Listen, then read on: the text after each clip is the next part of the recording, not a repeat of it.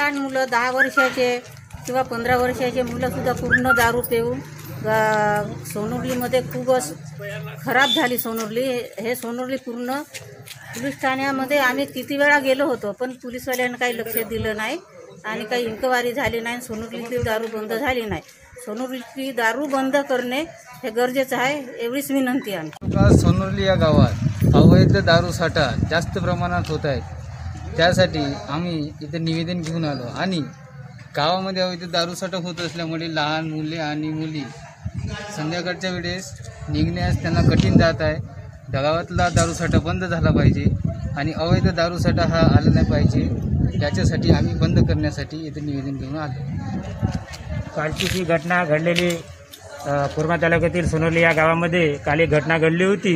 ही घटना दारूच्याच मुद्द्यामुळे आम्ही असे पोलीस स्टेशनला किती निवेदन दिले, पण ते कोरपणा पोलीस स्टेशन हे निष्काळजीमुळे दुर्लक्ष करतात।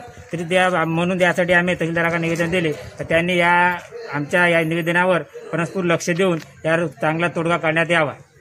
कोरपणा पोलीस स्टेशनच्या हद्दीमध्ये सध्या पोलिसांचं नियंत्रण नसल्यामुळे अनेक ठिकाणी अवैध दारूचे व्यवसाय, अवैध वाहतूक, अवैध गोवंशाची तस्करी आणि जुगार सट्टे असे गावागावामध्ये मोठ्या प्रमाणात सुरू झाले।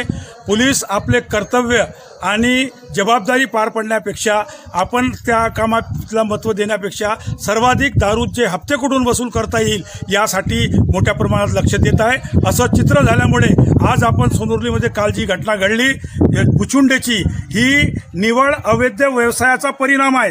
त्या ठिकाणी पोलिसांनी जर त्या गावच्या लोकांनी तक्रारी केल्या, त्याच्यावर नियंत्रण आणलं असतं तर पोलिसावर जनतेची कारवाई करण्याची आणि गाडी पेटवण्याची हिंमत नसती। हा कुठेतरी आक्रोश लोकांच्या मनामध्ये आहे। म्हणून त्या ठिकाणी पोलीस अधीक्षक साहेबांनी खास करून कोरपणा पोलीस स्टेशन हद्दीमध्ये जे अवैध व्यवसाय सुरू आहेत त्याच्यावर आळा घालण्यासाठी या ठिकाणचे ठाणेदार आणि पोलीस यंत्रणा कुठेतरी कमजोर पडली आहे। म्हणून ज्या घटना घडल्या ती बाब चांगली नाही, म्हणून यावर आवर घालण्यासाठी त्यांनी अवैध दारू बंदी करावी, कारवाई करावी।